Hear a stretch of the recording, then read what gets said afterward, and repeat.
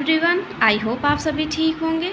ये आपकी BSc third year की 5th सेमेस्टर की क्लास है जिसमें आपकी यूनिट फर्स्ट चल रही है। लास्ट लेक्चर में हमने साइकॉन टॉपिक कंप्लीट कर चुके हैं। साइकॉन में introduction, classification, physiology, morphology and reproduction all topic is completed. जाइए लास्ट लेक्चर को देखिए और चैनल को like, comment, share and subscribe कीजिए। टुडेज टॉपिक का ओविलिया। आज हम ओविलिया के बारे में पढ़ने वाले हैं। ओविलिया को हम सी फर बोलते हैं। ये सी में पाए जाते हैं, समुद्र में पाए जाते हैं, वाटर एनिमल होते हैं। फर का मतलब क्या होता है? इनका जो स्ट्रक्चर होता है वे रोए की तरह दिखाई देता है। इनका जो स्ट्रक्चर होता है ओविलिया का वह अम्ब्रेला की तरह होता है। ओविलिया का जो स्ट्रक्चर होता है कुछ इस टाइप से होता है।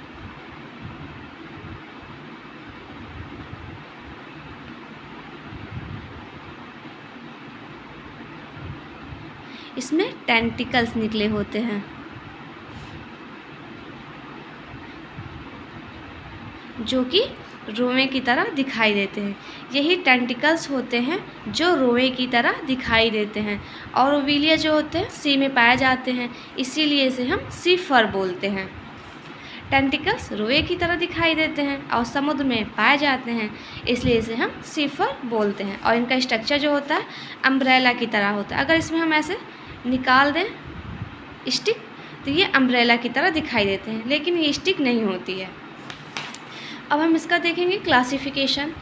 ओविलिया जो होता है ये फाइलम सिलेंट्रेटा से बिलोंग करता है। क्लास हाइड्रोजोआ, आर्डर हाइड्रोइडा, फैमिली यूकोपिडेई और जीनस ओविलिया, स्पीसीज जेनिकुलेटा।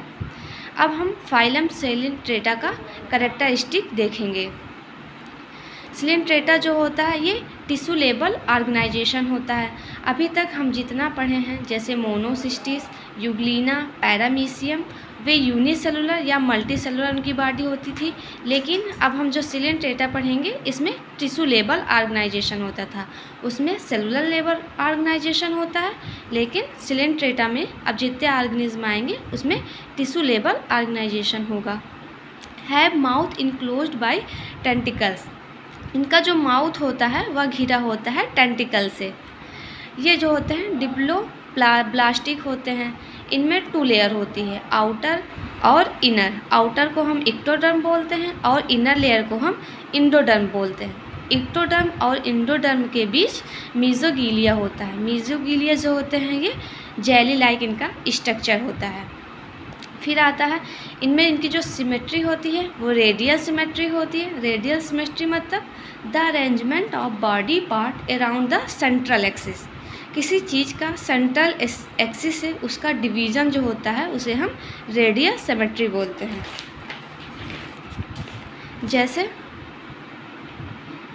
अब हम इसे सेंट्रल एक्सिस से इसका हम डिवीज़न कर दें, इसे हम रेडियल सिमेट्री बोलते हैं।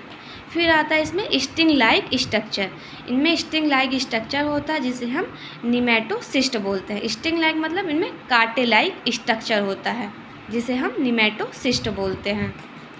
फिर आता है हमारा second Hydrozoa. Characteristic of Hydrozoa. Hydro और जोआ इसे हम 2 टर्म से अगर इसे तोड़ कर पढ़ें तो हाइड्रो मतलब वाटर होता है, जोआ जो है या जू से लिया गया है जिसका मतलब एनिमल होते हैं। जो हाइड्रोजोआ में ऑर्गेनिज्म होते हैं ये वाटर एनिमल होते हैं। और वाटर में मैराइन होते हैं या फ्रेश होते हैं। वाटर में ये मैराइन में पाए जाते हैं। मीजोगिलिया जो होता है ए सेलुलर होता है, इसमें सेल नहीं होती हैं क्योंकि जो मीजोगिलिया होता है जेली लाइक स्ट्रक्चर होता है। जब जेली लाइक स्ट्रक्चर होगा तो उसमें सेल नहीं होती हैं। इसमें डोमिनेंट स्टेज होती हैं या डोमिनेंट फॉर्म होती हैं जिसे हम एसेक्सुअल पॉलिप बोलते हैं। हम पॉलिप और मेड्यूसा के बारे में नेक्स्ट लेक्चर जो आएगा उसमें पढ़ेंगे। अभी सिर्फ इतना जानेंगे, जो पॉलिप होता है वह एसेक्सुअल होता है और पॉलिप में जो होता है न्यूट्रेटिव होते हैं। इसमें जो ऑर्गेनिज्म होते हैं वो न्यूट्रिशन लेते रहते हैं। फिर हमारा सेकंड आता है characteristic of हाइड्रोइडा।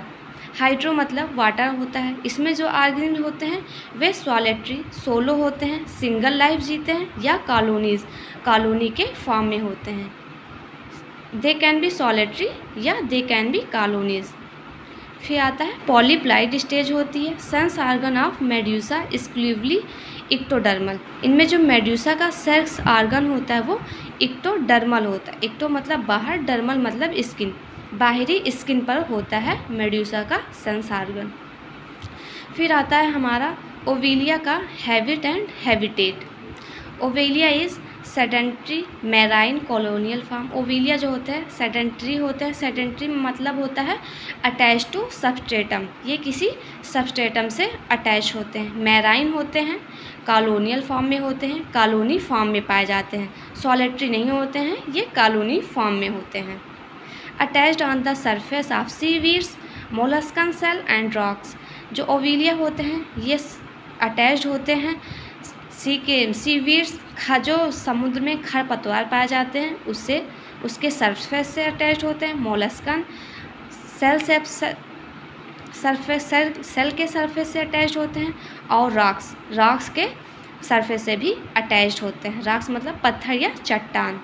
Also known as सीफर, इसे हम सीफर के नाम से जानते हैं। आई होप आपको क्लियर हो गया होगा। Thank you so much watching for this video. Please like, comment, share and subscribe.